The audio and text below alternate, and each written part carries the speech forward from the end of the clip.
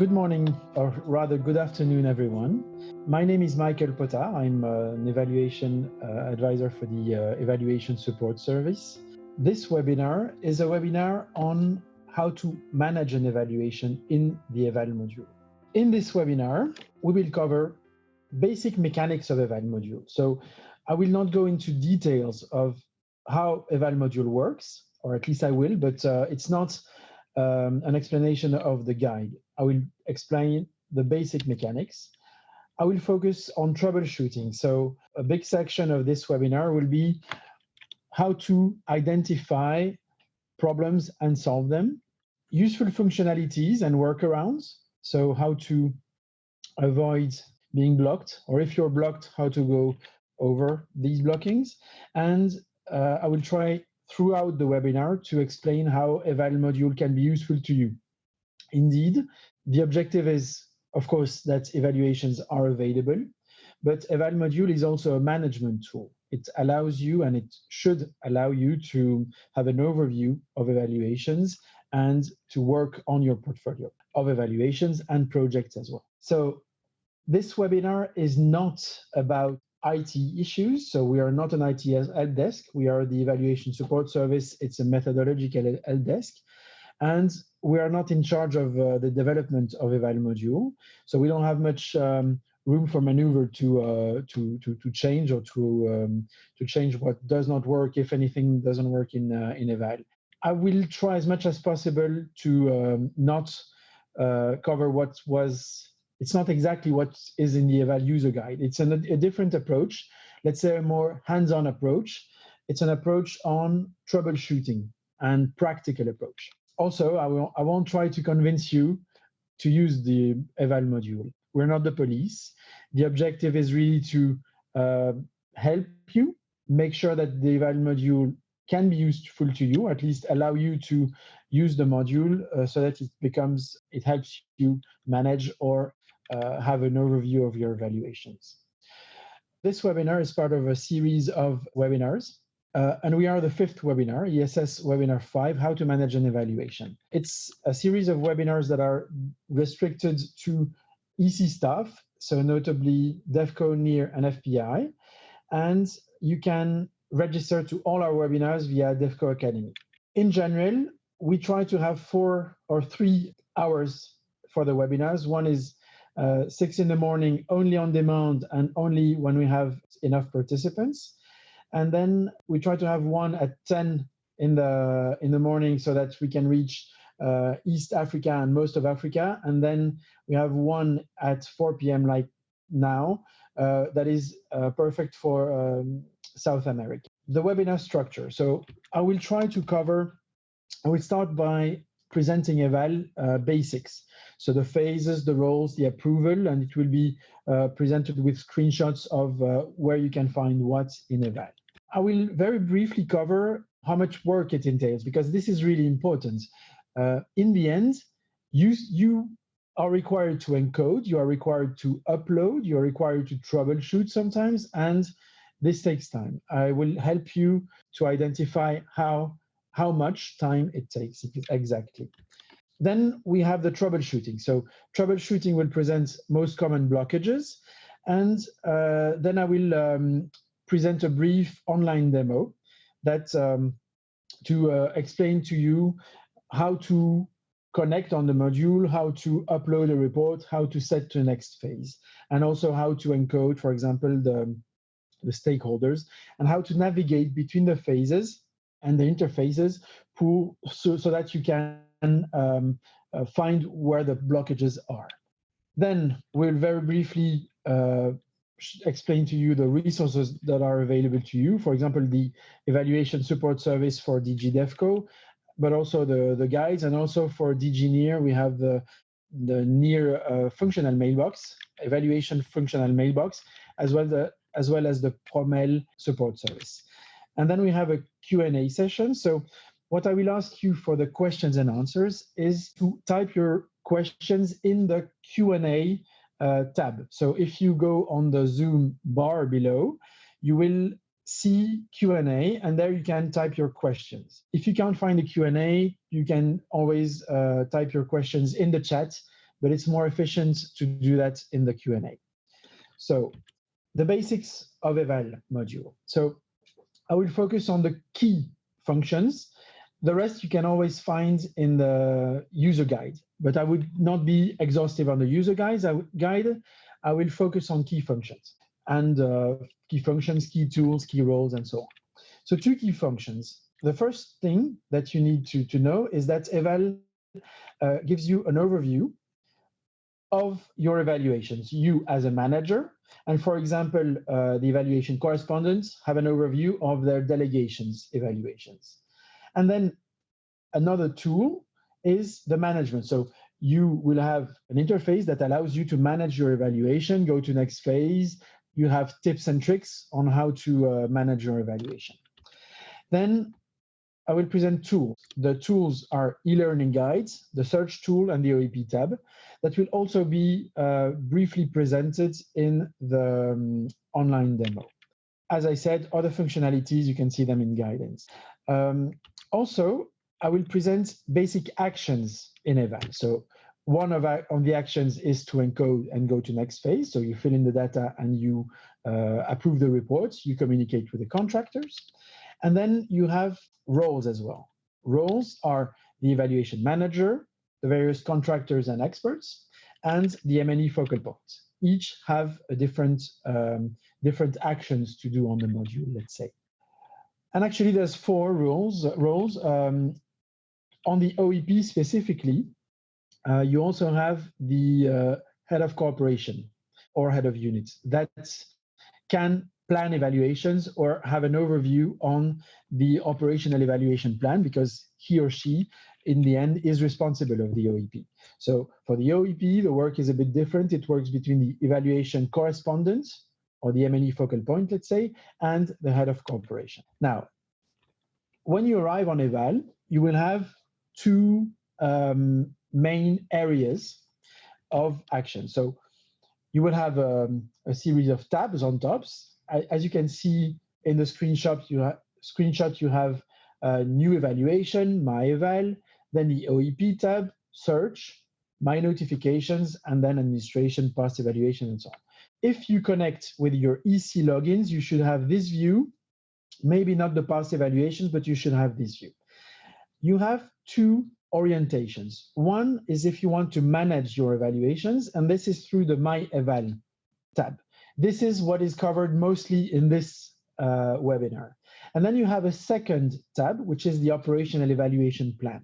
And this is the subject of another webinar, the webinar 6, but we will briefly show you how to find this. One is to manage evaluation, and the other one starts with the portfolio, the EMR project list, notably, plus a few projects, where you can plan evaluations on your portfolio. So the first key functions. The key functions that you can have is the portfolio overview, so my eval, and the second, once you click on an evaluation, you can manage it. So this is what it looks like. For example, if you click on the number 1667 on the left, you will have a pop-up, and you will see the tabs to manage the evaluation. You can also have a viewer of your portfolio. So this is the portfolio that appears when you click on My Evaluations, and there you can sort. You can click on the eval number. For example, if you know the eval number by heart, you can find it. You can click by phase if you want to have the completed evaluations, the planned evaluations. You can select the date if you know the starting date. You can go, what's more useful is you can select by ascending or descending dates. You can select on the geoscope evaluation manager. So if it's you, the evaluation manager, you will have only your name. But for example, if you're the evaluation correspondent or the evaluation M&E focal point, you will have a series of names of colleagues, and you can find his or her evaluation by typing their name. Okay, so in the evaluation management tab, so this is when you click on an evaluation, you find basic information on an evaluation. So what can you find in this tab? The first thing that you can find and you can see is that you have basic information on the evaluation. Okay, this is the country, the type, the phase. Then you have the evaluation description on the top left. So just have a look. Know that we are here on the general tab. So the general tab is the basic information on your evaluation. Then you have on the right here, you have the evaluation schedule. So this is really important. The schedule is it's the date of all the phases that you plan on the evaluation. So once you plan an evaluation, you will decide on a starting date of activities, and the module will assign basically every month or every 2 months a new date for the following phases, and it will also create the date for the preparation of the terms of reference and so on. So based on the starting date of activities, you will have the full schedule that will adapt. And then you can go on the evaluation schedule and you can fill in the dates manually. For example, you can advance a bit the inception report or push a bit, give you a bit more time for the field report. What is also important is that these dates are updated when you move in EVAL from one phase to the next. For example, if you move an evaluation from the TORs phase to the contract, this date will be updated. So this is quite interesting so that it will follow your timeline in real time as you encode it. Also, if you want, you can change the date afterwards. By doing that, you can ask this to the DevCo application support. If, for example, you see that one of the dates is not coherent, you can ask the DevCo application support to update it. Then you have a second tab that is the evaluation stakeholders. So what does this give you for information? It's who has access to your evaluation. So you have two main parts in this tab. One is the European Commission and the reference group members. So the European Commission is the evaluation manager, it's the evaluation backup, it's the head of cooperation, it's the delegation's functional mailbox, and so on and so forth. In there, you have the positions and roles. You have, as you can see, last names, first name, emails, and you can select or change persons in this group. For example, you can select external reference group members that will help you revise the terms of reference, or you can select a colleague that is in a thematic sector relevant to your evaluation as thematic correspondent or thematic support on your evaluation. The reference group members are persons with whom you can share your terms of reference or even the reports for an overview, for commenting, but they're different, of course, from the reference group members. Now, you have a second part of the contractors, that is second part of the evaluation stakeholders that concerns the contractors. The contractors are externals, obviously, who can have access to the evaluation, but they will, of course, have access to different part of the evaluation. So you will have, for the contractors, for the evaluation reference group members, some of them are not from the EU, and that makes sense because, for example, if you have an evaluation and this evaluation is with, for example, one of the ministries in charge of implementing parts of the project or the project itself, you want the ministry or the stakeholders from the national counterparts to be involved in the evaluation so that they, firstly, they can decide on what the evaluation can cover. Of course, you decide, but they can help you and they can participate with you to decide on the evaluation scope. But also, they are obviously part of the users of that evaluation. So you want to involve them as early as possible so that they have ownership of that evaluation. Now, to come back to the contractors in the evaluation stakeholders, the contractors are external. And this is where you can assign persons who will access the evaluation, access the documentation, access the basic information.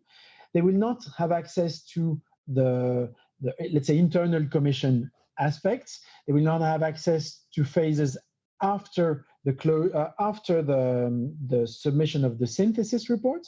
So everything related to responsive services, follow-up actions, and so on, they no longer have access, and they don't have access to things that are before the TOR phase.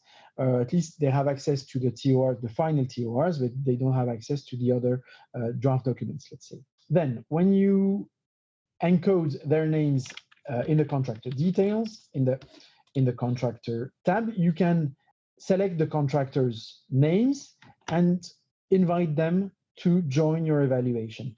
They will receive an email. So either they already have an EC login, in which case you select them and they receive an email. If they do not have an EC login yet, they will still receive an invitation.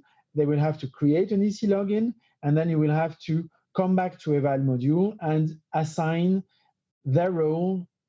They will send you the EC login, and you will need to update the contractor details with these EC logins. So the evaluation management. So here we are at the next tab. So you see on top here that we have 4 tabs. So general tab, evaluation stakeholders, that we have both covered.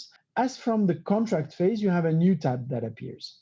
And this new tab will be where you can link your evaluation to a CRIS number. So this is where you can see the retrieve evaluation contract information from CRIS. And you can also upload documents. So you can upload documents as the evaluation manager, and the contractors can also upload documents. This is where they will upload their own reports, annexes, and so on. Another thing, here you have the field on top, the phase contract.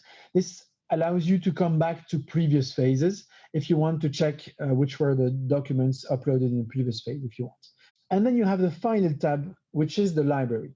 So the library actually consists of 2 types of libraries, 2 types of documents, let's say. So one is the summary. So the evaluation library is a summary of all documents that were uploaded in eval module. So this is really everything that is uploaded by the EC or by the contractors in eval, plus the phases, the dates, the authors, and so on.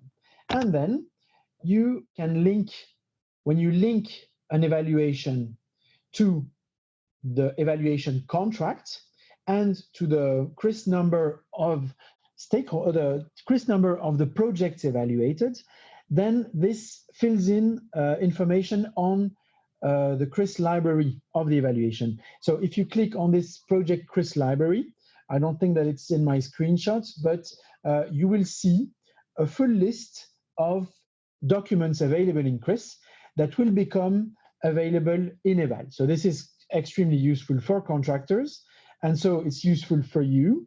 You just need to link the CRIS number of the evaluated project so that the contractors can have access to the CRIS documents and they can now download them via the eval module. So in eval, we have 3 key tools that are useful for you. So the first key tool that you have is the e-learning. The e-learning is, so you see the 2 icons, the triangle icon and the book icon. These 2 are, so when you click on the user guide, you will download the user guide, the one that I mentioned.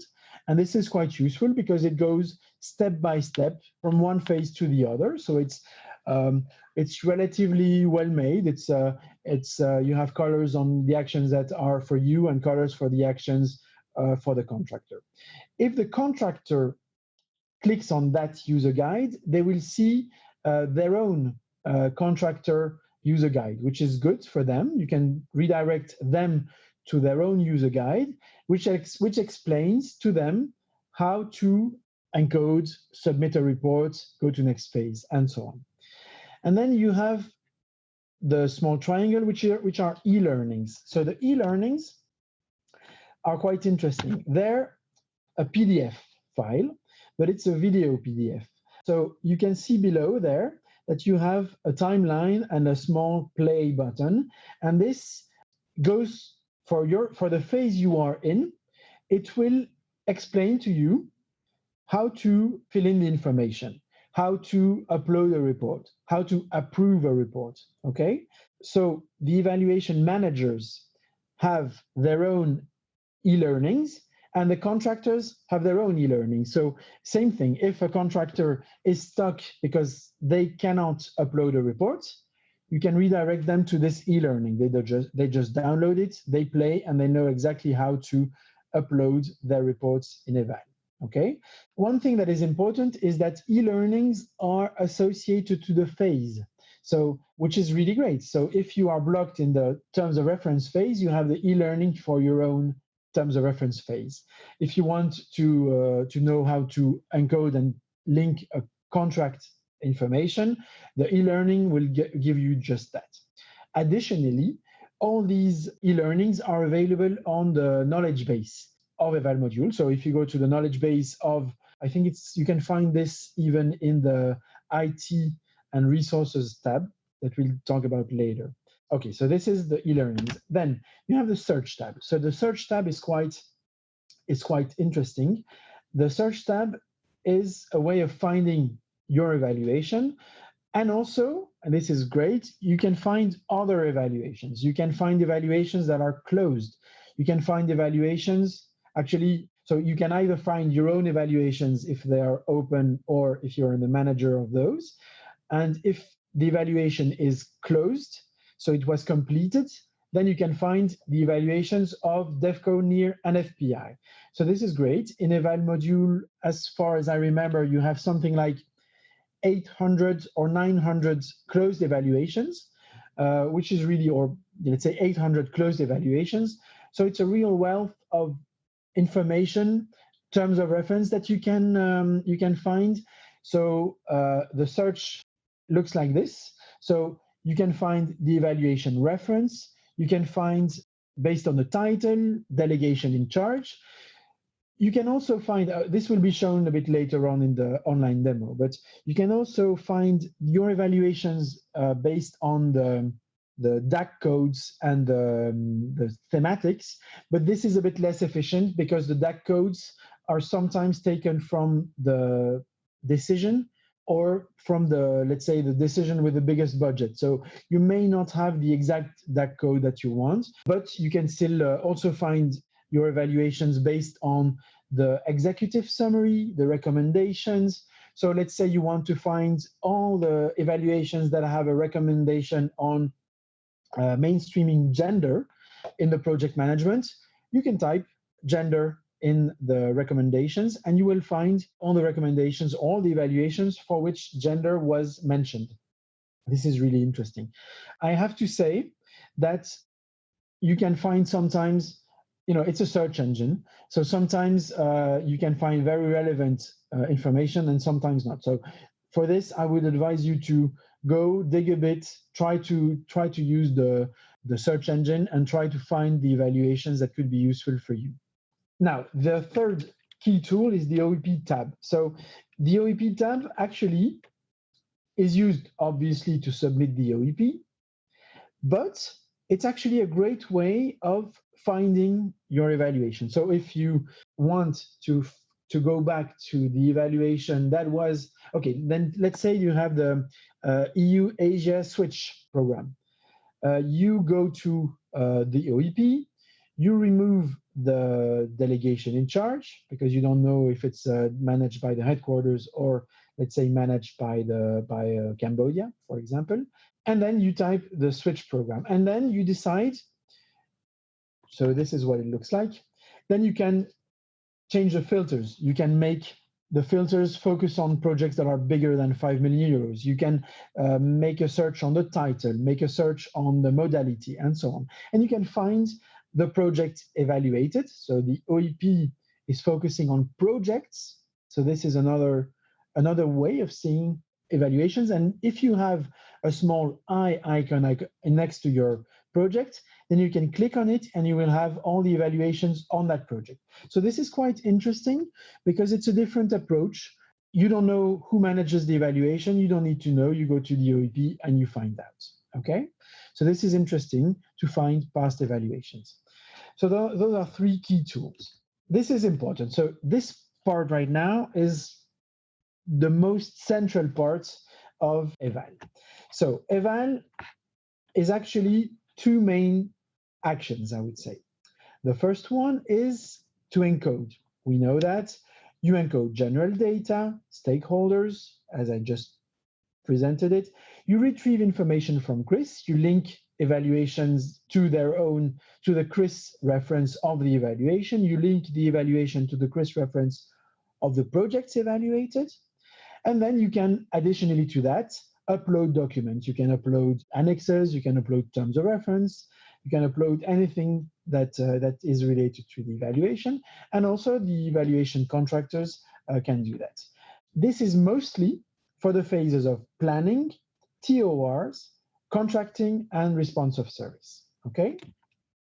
And then you have for the other phases, which are mostly the phases where you have reports.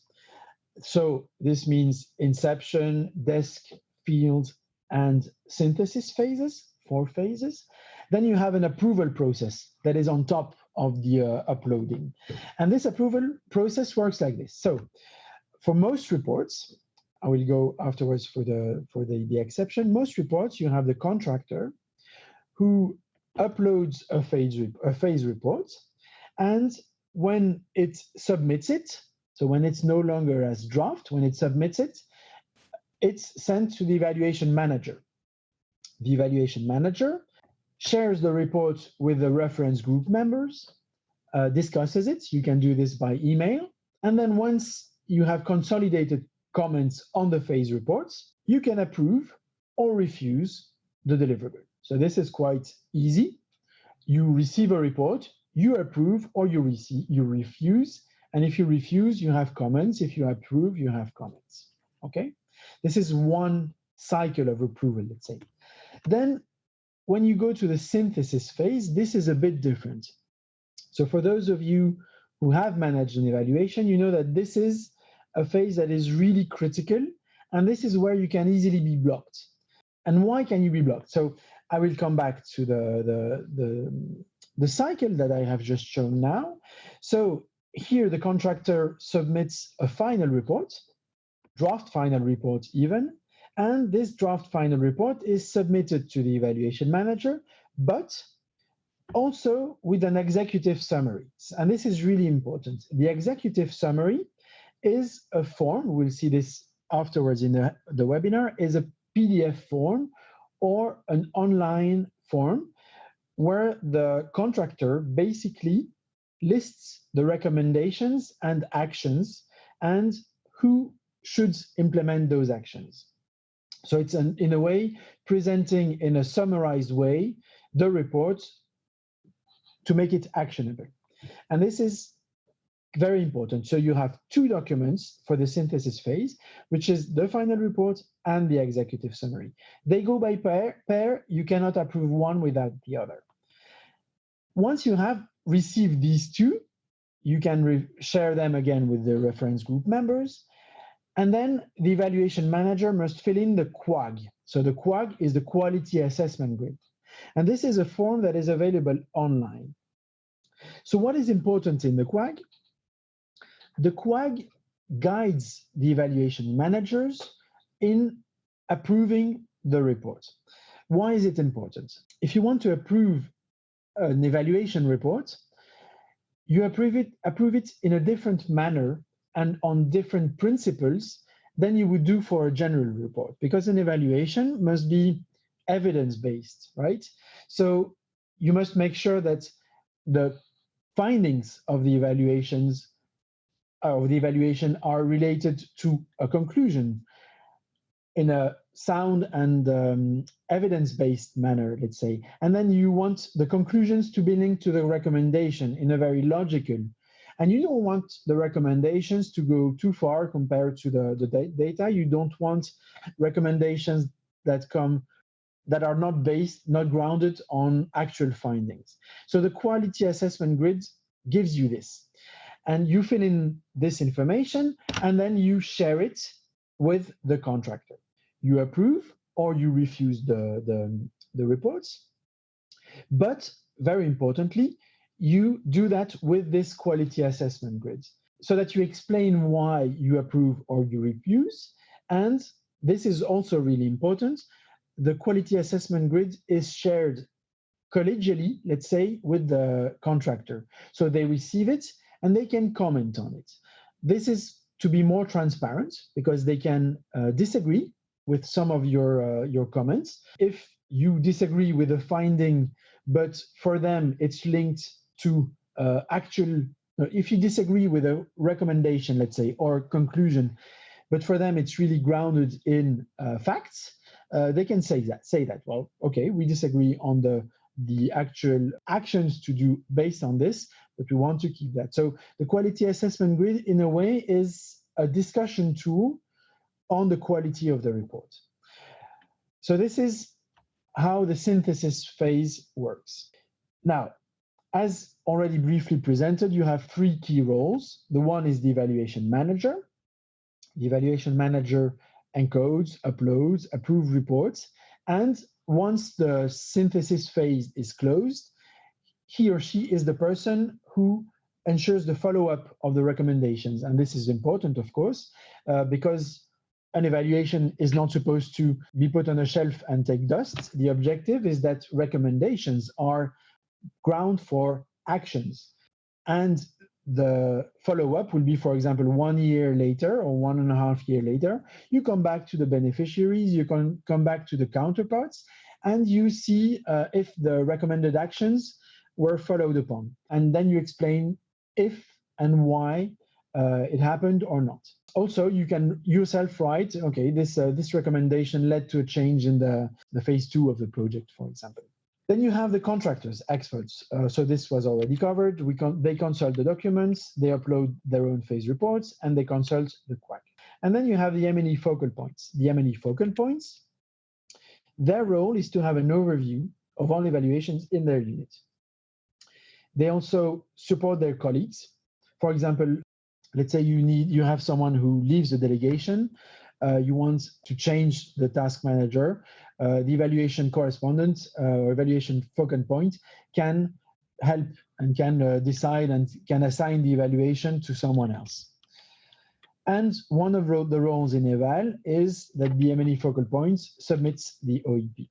This is an estimation, so it's not based on, let's say, monitored data, but it's based on the responses that we have received at the help desk. So two things are important. So in the how to read the graph, you see the blue data is encoding and uploading. So it's simply putting in the information, linking the CRIS information, and uploading the reports and setting as final. So this is really easy. You see that the first three phases, planning, TORs, and contracting, have this. Then you have the shareholders tab. So the shareholders tab is where you add, remove contractors, you add, remove users. So this is important at the TORs because you add reference group members. I realize here that the graph is a bit wrong because at the contract phase, you also have a place where you encode the reference group members, the stakeholders, by encoding notably the contract managers. And then you have a bit of work with the shareholders at inception, desk, and field if you want to share the reports, for example. And then what is really important is the time taken for quality control and approval. You can see that the quality control for the inception, desk, and field phases are relatively average. It's basically downloading the reports, approving, and submitting in EVAL and going to next phase. Whereas for the synthesis, it becomes more demanding. You have more time to do that. Why is that? It's mostly because of the quality assessment grid. It's a quality control that takes time, and it's encoded in EVAL. So we can see that there are two important places where we are really asking more time from you. One is the contractors login. So normally it should be very fast, but normal is not normal. What happens is really contractors, they won't have an EC login, they will try to connect, they will not. The first time they connect on EVAL, it will be troublesome. So this sometimes impacts evaluations, especially when evaluation contractors are not familiar with the EVAL module. What is now getting better is that most contractors in the SIEA framework contract have used EVAL module, so this goes really faster. They all have a login, they know how to use it, and they know how to upload. If the evaluation experts do not have access to the phase, it's all right. Most of the time it's all right because the reports, at worst, can be submitted by the contractor, and that's okay. And then you have a second place, as I have mentioned, of the quality assessment grid, and approving or refusing reports, and the executive summary. So what can take time there is a troubleshooting, because if the contractors have submitted a report but not the executive summary, it can be blocked, which we'll see later on.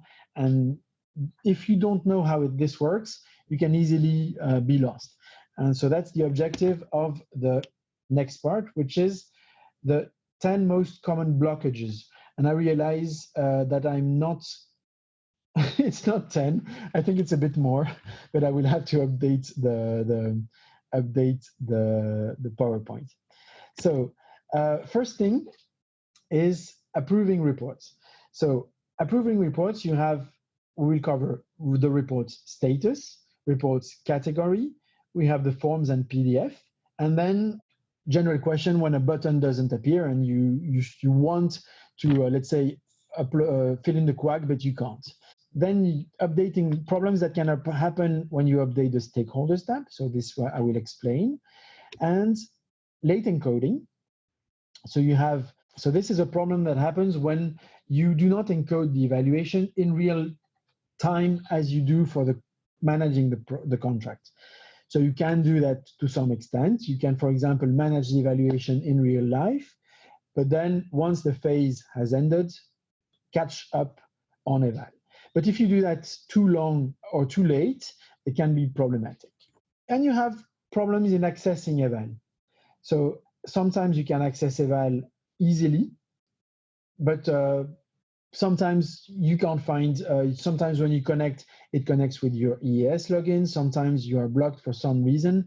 And sometimes when you open eval, you don't have your portfolio that appears. And this can happen when it's the first time that you connect.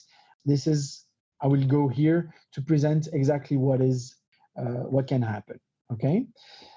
Then one of the blockages that can happen is forgetting to skip a phase and forgetting to save, because you can fill in the data and then go to next phase or shut down eval.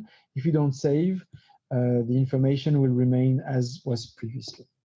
Now, what are the problems in approving reports? So as I said, the report's status is important. So how can you find the report's status? In the management tab, you have a column called reports status. So here we can see that the contractors have indeed submitted a report, yes, and they have started drafting an executive summary.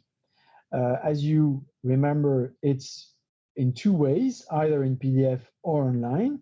They just didn't submit next or submit in the online form. So this means that the information is not filled in, and the contractor technically did not submit the full final report plus executive summary, so it's pending. So what the contractor must do is go online, submit, and then you will have both reports marked as submitted. One thing that is important is you see the line on top, the QAG draft report should be created before the acceptance or rejection of the final report. So this is a message that appears when you want to go to next phase or accept the report, but the reports are not yet with a QAG. But you can't fill in the QAG unless both reports are submitted. So this is one of the problems can happen. So it goes like this: contractors submit both reports. If both are marked as submitted, then you can have the QAG, you fill in the QAG, and then you can approve or refuse the reports, okay, as presented above. Another issue that can happen is the report's category. So we see here in the category that you have the inception report for the inception phase, but the category is marked as other. So when they uploaded the report, they forgot to mark it as report. So the module doesn't understand that it's one of the key reports, one of the mandatory documents. So if the category is set as other, this is an issue. What the contractor must do is upload the report and set as category report and then submit. Then forms and PDF. So this can be blocking. What happens? So for example, you have the quality assessment grid or the executive summary that are forms online.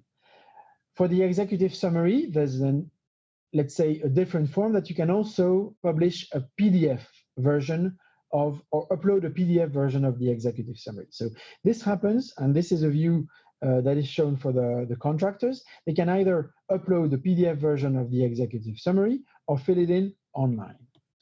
What happens? If they upload a PDF, they must go to download the executive summary PDF template. So this is below the management tab, and they can download the PDF. It's a PDF that you can fill in. So you have fields that you can complete, and then it happens like this. So you have a PDF with basic information on the project, and then you can go to, yes, you can go below and you can fill in the information on the executive summary. And this is as I mentioned, the recommendations, the conclusions, the proposed actions, and who should implement those actions. And this is linked with the possibility, of course, to upload to start uploading the draft QAG. So if these forms and PDF have not been filled in correctly, you can't go to the QAG. The QAG is also an online format that you can fill in, and you can only approve or refuse the reports once this form is completed and submitted. Okay?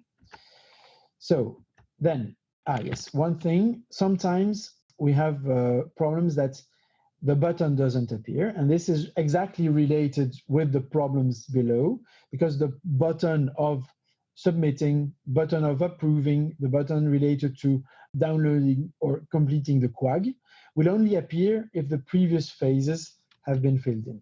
Then problems that can happen when you update the stakeholders tab. So the first thing is handover. This is very common, especially early in the year or at the end of the year. So what happens is that you plan evaluations, and when you plan evaluations sometimes a year in advance, you don't exactly know who will manage that evaluation. And then you have the rotation, people change, and if they change, you want to assign the evaluation manager to someone else. So the role, you go in the evaluation stakeholders tab, and you simply click on evaluation manager and you change the person. If evaluation manager backup changed, you can change him or her. If the M&E focal point change, it's the evaluation managers who should assign another M&E focal point in their stakeholders tab. So as I said, in the rotation, sometimes the colleagues leave, and when you connect on an evaluation in EVAL, so the EVAL module recognizes that this evaluation manager no longer works in that position or in that delegation. So this is extracted from exec, if I'm not mistaken. So you have the information online. The EVAL module tells you that this person needs to be changed, and you need to change in the stakeholders tab as explained.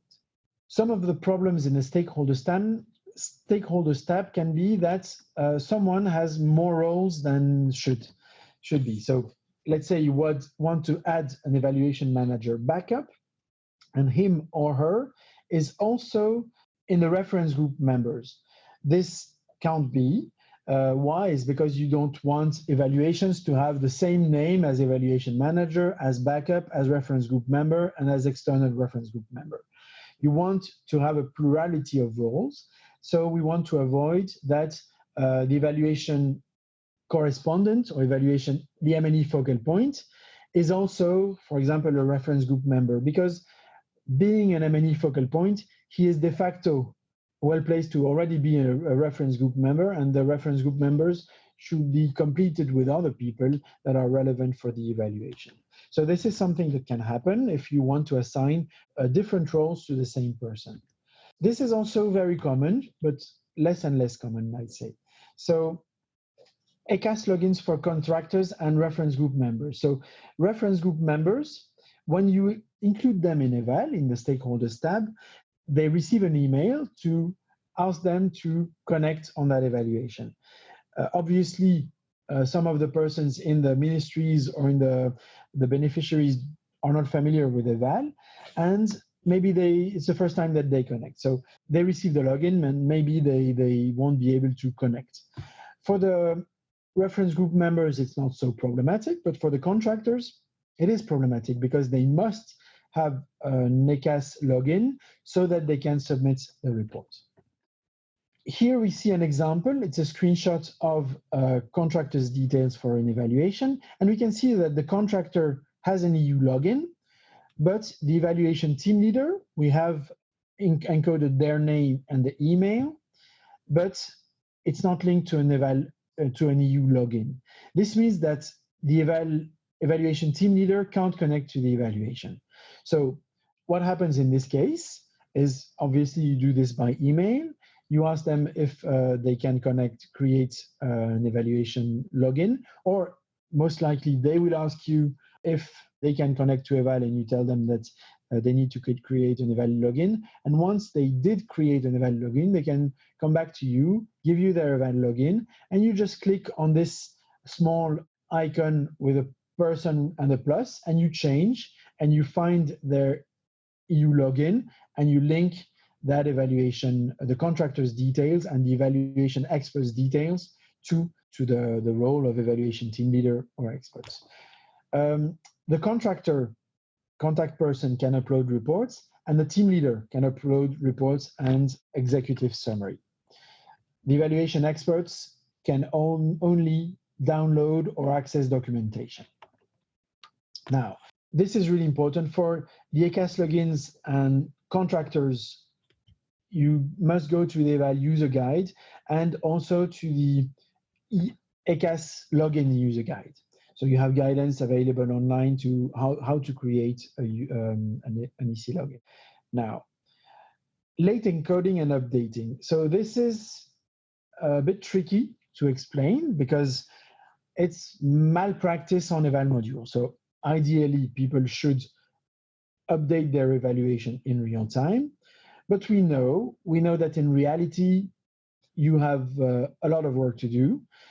Some of your colleagues are not familiar with EVAL, so they lag. If you are an evaluation correspondent, we ask you to update EVAL, but your colleagues have other things to do than to upload EVAL.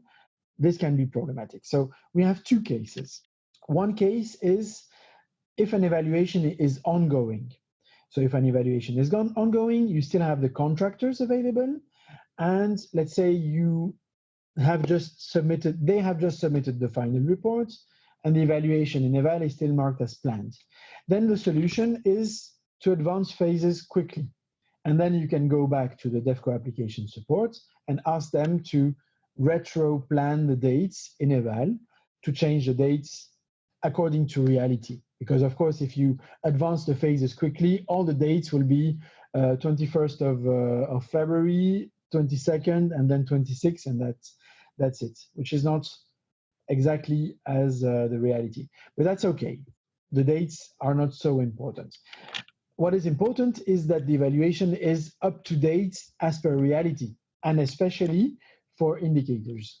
Not for indicators for EVAL, it's your EMR indicators that are retrieved from EVAL. Another issue, and this is a bit more problematic, if the evaluation has ended, so if the evaluation contractors left. So this is problematic in two ways. First of all, if you did not update the evaluation in EVAL, well, it means that there's a chance that your indicators won't be counted correctly. And then you will have a message by the EMR saying, well, your indicator is at 20%. Why? And you tell them, oh, well, actually, this evaluation was contracted as planned, so we should be at 100. And the answer will be, well, yes, but you didn't update eval, and eval is mandatory, so this is an issue. We are not in charge of the EMR, but this is something that happens, and we see delegations coming to us and telling us that their indicators are not calculated correctly. Also, if the evaluation has ended already, so that you can't have the contractors, so this means that you can't, some of the phases where the contractors are necessary, you can't upload them yourself. Obviously, eval has the objective to involve the contractors, so you as an evaluation manager, you can't act as contractor and upload the reports on their behalf and do this by yourself and then go to next phase. The objective is really to involve them so that they have the quack, so that they have the feedback, and so that it's clear that they have ownership of the documents that they submitted. So if the contractors have left, we lost that. So this is effectively lost. And to circumvent this, we go to admin. So it's the DevCo application support again. They must act as contractors, upload the reports, then you approve them. Then you go to next phase, they upload the next reports, and so on and so forth. So it's a bit tedious work. It's I would really advise you to do it in real time with the evaluation. Otherwise, afterwards, there's a strong chance that either you or the DAS or the M&E focal point will have a lot of work to catch up. And as I said, it's problematic for your portfolio of evaluation in eval and your KPIs. If an evaluation was encoded sufficiently, then we can go to next phase. If the evaluation is at planned phase still, let's say 2 years, the evaluation was carried out a year ago or 2 years ago, and you want to set it to complete, then you don't have any other choice than to erase the evaluation and encode it as past evaluation. So why is this a problem? It's not really a problem. It allows you to upload the evaluation and to make the report available. But then the problem is that this evaluation is, you don't have the full information. You don't have the intermediate reports, for example. You don't have the QUAG. You don't have the recommendations. You can't follow up on that evaluation. So all the added value of being able to manage the evaluation in eval is lost. This is unfortunate, but it's an impact of not managing the evaluation in eval. So it's logical. And one thing that is really important is that KPIs can very rarely be improved ex post. So this is unfortunate, but if you do not upload the evaluation in time, then you have an issue on your KPIs. Then finally, accessing eval, you can have issues in accessing eval. If you try with the EES login, you won't have a full view. So what will happen is you will see on top the operational evaluation plan, the search, and the IT, but you will not see the tab of your management. So you will, if you access eval correctly, you should see my eval and my notifications in the tab. How can you identify this? I will show you later on. One thing that is important is to use Firefox or Chrome. So now all the users, most often users know that they should use either Google Chrome or Firefox. But it still happens that you don't connect. If you connect with Internet Explorer, it doesn't work or not efficiently. And one thing that happens, but not so often, is that when you connect, you're not recognized as a manager of evaluations. For example, if you are head of corporation and you changed delegations recently, maybe the module doesn't have the information behind that you are a head of corporation and that you should have access to the OEP. Maybe they do not have the information that you are an evaluation manager and the role is not manager. So for example, if you're an external that become internal, maybe the system won't recognize you. So for that, you should contact the DevCo application support and ask them to make sure that you have the necessary role to manage an evaluation. Then, how can you see this? This is important. So when you hover on top of your name, by with the mouse, with the pointer of your mouse, you will see a series of names that appear below your name, or a series of roles that appear below your name. And here we have an example where the role assigned to the person is only reference group member. So you do not have the role of manager. So for example, when I connect, I have manager, administrator, even contractor if I want to act as contractor for the position. But if you're a head of cooperation, you will see head of cooperation / head of unit. And if you're an evaluation manager, you should see the role manager. If it's for contractors, they should see contractor. Now, one thing that is sometimes overlooked is skipping a phase. Why is it important? You see in the evaluation schedule that you have the option to skip a phase. So you have the desk report, the field report, and the follow-up phase. Why should you skip them? For example, you can skip a desk report if you do not require from the consultant in the terms of reference, if you don't require that they analyze a set of documents. I mean, they can analyze them, but if you don't require that they report on this analysis prior to going to the field, then you don't have a desk report. So you can ask them in the terms of reference to check the documents, but maybe they will include that in the recommendations of the synthesis report. Same thing for the field report. So they go on the field, they interview people. If you don't ask them for field reports when they come back, a separate field report, then it's not necessary to ask it also in EVAL. So you can skip it. And you can say that if you skip them, these will be the results of these desk analysis and field interviews must be reported in the final synthesis report, okay? You can see that you can't skip the synthesis report. You can't skip the response of services. Those are really important. But you can skip the follow-up 1 year later. So this, we usually don't advise skip the follow-up. Why is that? It's because it's very important to follow up on the recommendations. But we leave the option to skip it because you have some very rare cases when it's not necessary. Let's say you have an evaluation on a project that's in a sector that is abundant. It's a last project in that sector. You evaluate it to have an idea of how it went and to have the lessons learned. But the follow-up won't lead to any recommendations of future phases, and you won't ask the national counterparts to act upon any recommendations because obviously the project will end and won't be continued. So that's an option where you can skip the follow-up 1 year later. But it's very rare. In most cases, we advise not to skip this. Then something that can happen is to forget to save. So you can forget. So if you fill in the information and you don't click save, then you risk losing the data that you save. So this is something that you should always remember. You encode and then you save, okay? Then some of the things, you have real IT issues.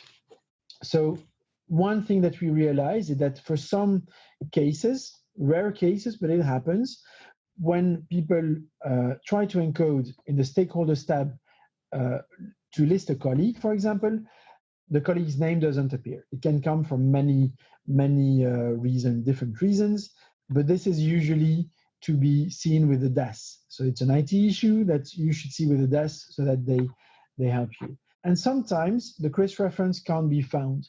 So let's say you have an error in the CRIS link with EVAL.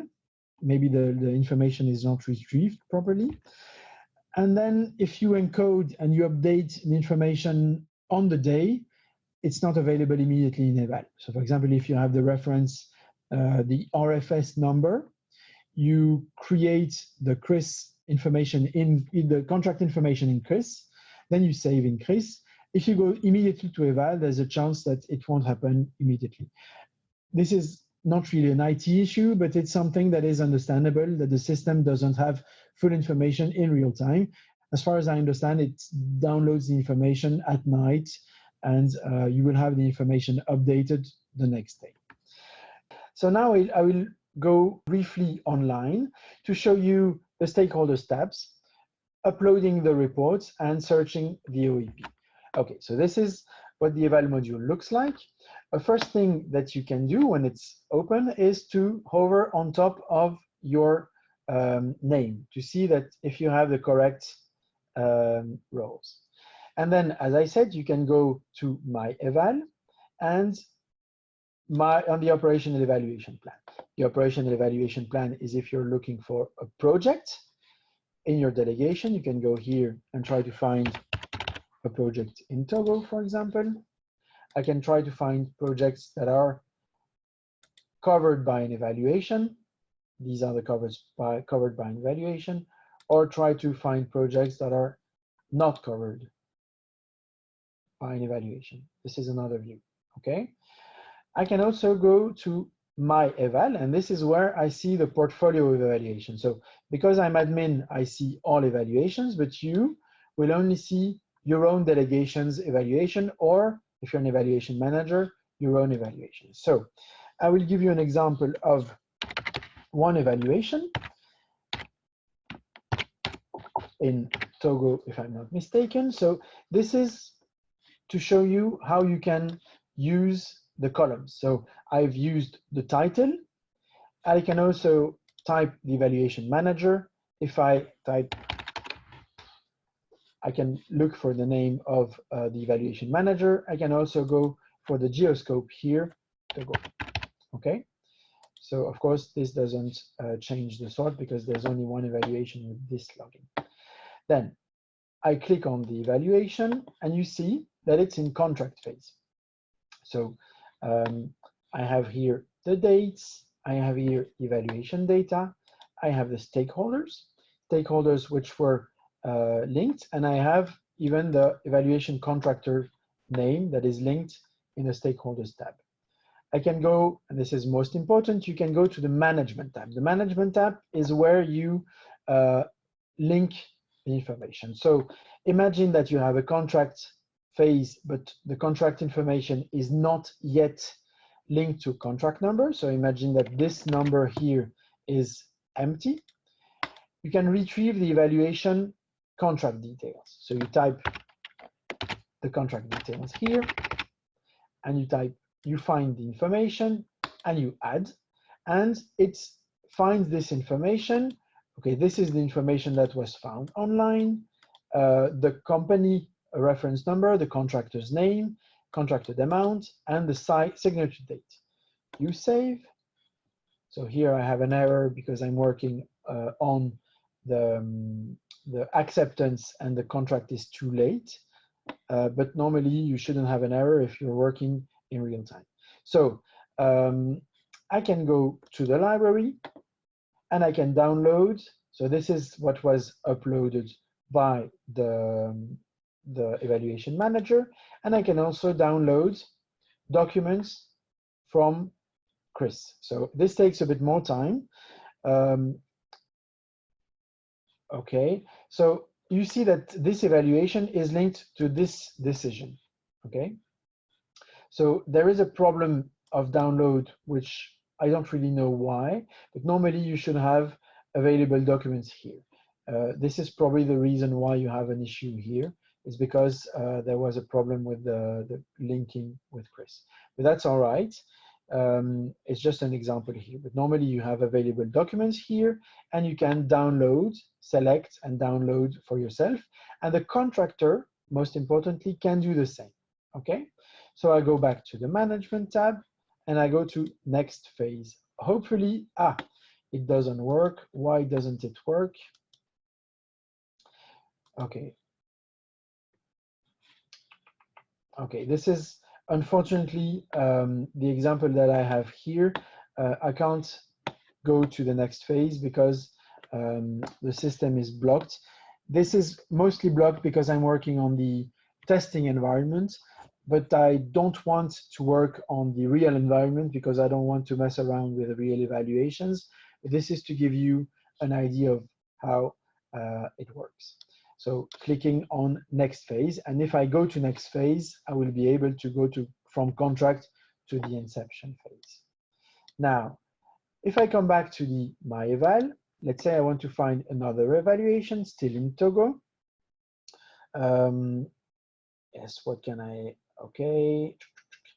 I have the evaluation. I will find another evaluation here, 1795.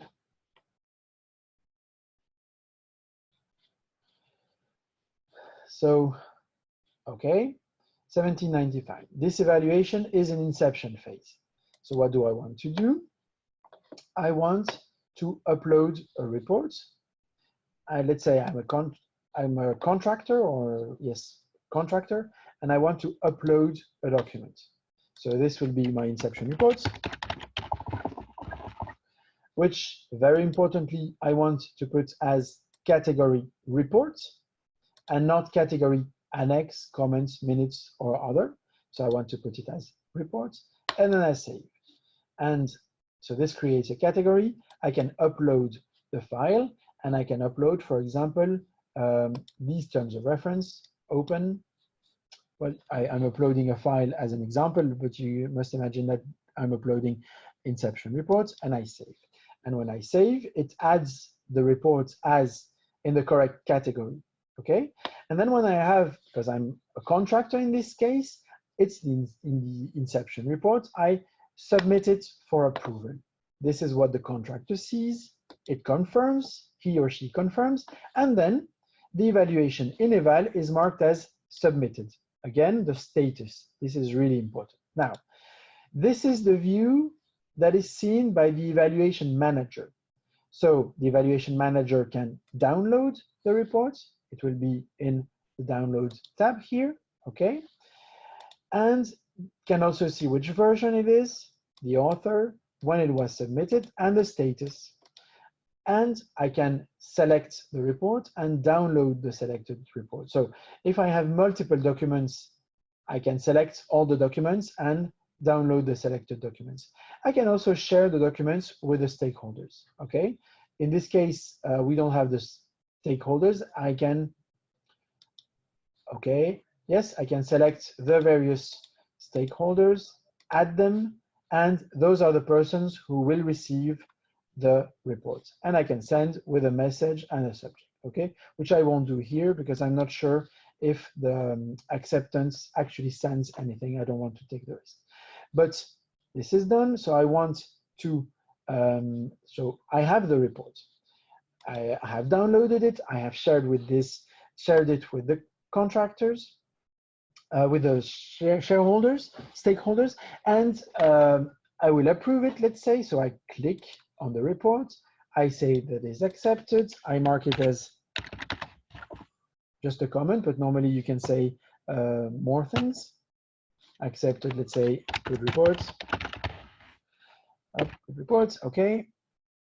And then you can type OK. So I have accepted the mandatory document, so I can inform the contractor by email additionally, because you never know if they do not see on EVAL that it's uploaded. And then I can go to next phase. So what is the added value? So here, again, okay. So here, unfortunately, there's really a problem in the testing environment. It doesn't allow me to go to next phase, but you can see the system. After the inception phase, I can go to the other phase, the desk phase, field phase, and then to the synthesis phase. I will just give you one last example of the synthesis phase. And I will go, for example, in Pakistan. Okay, I will try to find a project in synthesis phase.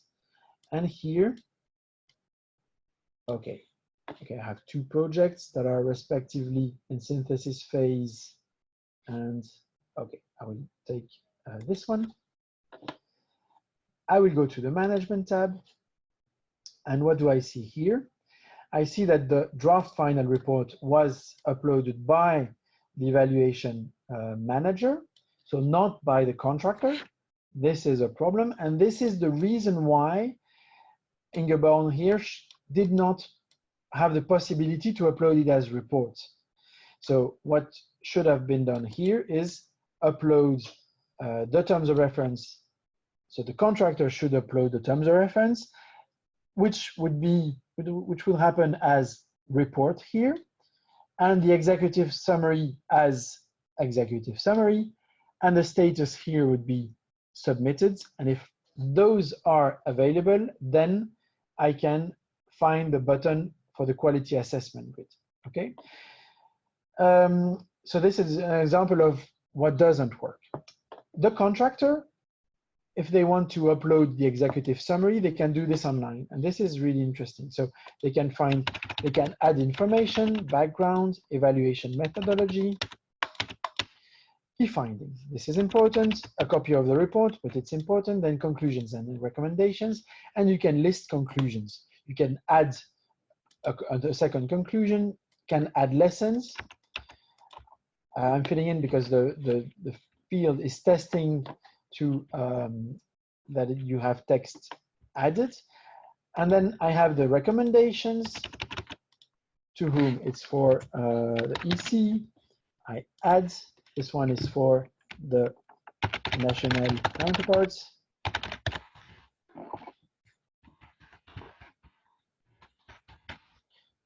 And for the recommendation, I set a priority, short-term, mid-term, and I can set an importance, high or low, okay? Then I save. And so this is done, it's saved. As far as I know, it's okay. And then, so, okay, yes. So, and people can also upload a PDF version. So if they download here the PDF, it appears in the download here, open file, and they can, okay, you can't see it here, but they open the PDF, the executive summary, and this is basically the information that contractors can fill in themselves, okay? And once it's filled in, they can, and here they can upload the file, okay? So I will stop here on the online demo. I will come back to the presentation very briefly. You have resources. As I said, you have the operational evaluation submission guide. You have the EVAL module user manual.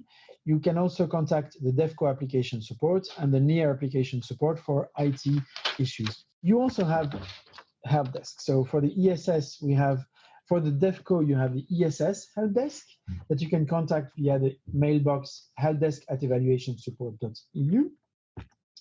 And then for DG NEAR, you can contact the NEAR eval monitoring functional mailbox. So it's a functional mailbox of the M&E unit. And they will respond with the help of PROMEL, which is a technical assistance for DG NEAR. Then now we can go to the questions and answers. So I have seen a series of questions from, I have questions from Pia, from Boyan, from Inpone, and from François Tolno as well. So from Pia, what if the reference group members are not from the EU? This was mentioned earlier on, but since you were apparently you arrived after the response, I will quickly summarize. So if they're not from the EU, you send them an invitation to their email, they create an EC login, not an EU, and they connect, and they will have access to the evaluation as stakeholder. And they will be able to download the documents, they will be able to receive the reports if you send it to them, and so on. So is there a maximum size for uploadings in terms of megabytes? I don't know, but I have seen delegations that have had issues for high files. I think that more than 100 megabytes won't go, but I think EVAL is relatively okay for all the reports. We haven't seen any problems. If you have two big projects, what I would advise is to ask the contractors to, for example, if you have a documentation, you ask the contractors to upload the documentation online to a cloud-based provider, and then you put the link as an annex in the EVAL module. But as far as I understand, under 100 megabytes, it should work fine. And under 25 megabytes, it definitely works fine. So if you start a request for service in OPSIS when do you start with using EVAL? So actually, EVAL module is used before OPSIS for the planning. So this is where the evaluation is started. Then you can use the EVAL module to upload the terms of reference that you have drafted as in EVAL, in OPSIS. You can share the terms of reference in EVAL module with the shareholders, the stakeholders, national counterparts. And then once you have agreed on the final version of the TORs, you upload them and you update OPSIS, you launch the request for service, and then you come back on EVAL only at the time when the contract is signed. Then the question from Boyan. So, is it possible to use the library for upload of relevant documents for the evaluation to be used by the contractor, such as project progress reports, final reports, etc., etc.? Sometimes they can be a couple of gigabytes. So, two things. If those reports are available in the CRIS contract fiche, then this is perfect. You have access to these documentations via the CRIS library. So the evaluation contractors can go to the CRIS library, select, download, and they will have whatever they want. I have already downloaded annexes up to 500 megabytes. I didn't see any problem. But of course, this depends on the delegation as well. If you have a very low bandwidth, this can be a problem. Also, you can upload files in annexes to the terms of reference. So this is really what we usually advise to do. Again, I don't know for the size. If it's a couple of gigabytes, I'm not sure that you will be able to upload gigabytes on EVAL, unfortunately. So again, create a link online and create a link to the cloud-based downloads, okay? Then, from Inpone, from Laos, I understand that an evaluation member from the government, that evaluation members from the government agencies can be observers, but cannot be the evaluators. Appreciate your clarification. So, if I understand your question correctly, we really mentioned, so sometimes indeed the evaluation, sometimes indeed the members or government agencies can do evaluations themselves, but this is not an evaluation managed by the delegation. So this is more what we call an evaluation done by partner. So they can manage whatever they want, however they want, they can manage their evaluation. But in EVAL, this evaluation must be encoded separately. And this is not managed as an evaluation by the delegation. So no, if you manage an evaluation yourself, then this should be linked with the contract, and you should have contractors. If it's an evaluation managed by the counterparts, then it's an evaluation done by partner, and it's another interface. Is there a timeline to update the information in the EVAL module, e.g. after each step? So I would say you can upload and update EVAL, let's say within a week after the reality, unless it's for the submission of the reports. And for the submission of the reports, this should be done in EVAL. This is reality. So the contractors must use EVAL. So for all the phases, contract, TORs, planning, response of services, and completion, you have some flexibility. But for the phases of inception, desk, field, synthesis, and the quality assessment grid, there you should really use EVAL more than for other phases. From François Tolno, how to delete the evaluation? Okay, how to delete an evaluation that was not carried out after a couple of years. For example, they had evaluations in 2019, but did not contract them, and they want to realize them in 2020. So we have two different cases here. One case is an evaluation that was planned, contracted in reality, and then not updated in EVAL. In that case, it's the case that I presented earlier on. You either upload it in EVAL quickly, if you have the information, or you encode it as a past evaluation. Most likely, it will be as a past evaluation, but it has an impact on your KPIs. The second case that François mentions is if an evaluation was planned in 2019 and not contracted in 2019, how can you do it? The solution here is changing the dates, the starting date of the planned evaluation, and adjusting it to the reality. So if you plan it again in 2020, then you change the date, it will appear in your OEP, which means that it will be counted as basis for your evaluation KPIs. And when you contract it this year, you will update it in EVAL to contract phase, so it will be counted correctly as contracted in your KPI. If you are not sure that it will be indeed planned this year, then don't update it. Leave it in 2019 and only update it when you're sure about the management of the evaluation. One thing that I would like to point out on this question is that what is the added value of doing an evaluation 1 year after the planned date? So if you're 1 date after the planned date, let's say if you have a midterm evaluation and you're 1 year late, what is the added value of having a midterm if it arrives 1 year late? The recommendations won't be useful. If it's a final evaluation and the project is closed and you want to launch it as final 1 year, it's a bit too early for an ex post. Ideally, you should wait a bit longer and make it an ex post. So postponing the date of the evaluation is only relevant if you make sure that the type and scope of the evaluation remain relevant. So when you postpone, always wonder what will be the use of your evaluation. And if the use is coherent with the type and scope, then do the evaluation and replan it. If not, cancel it and do another one. Okay, as far as I see, we have all the questions, we have answered all the questions.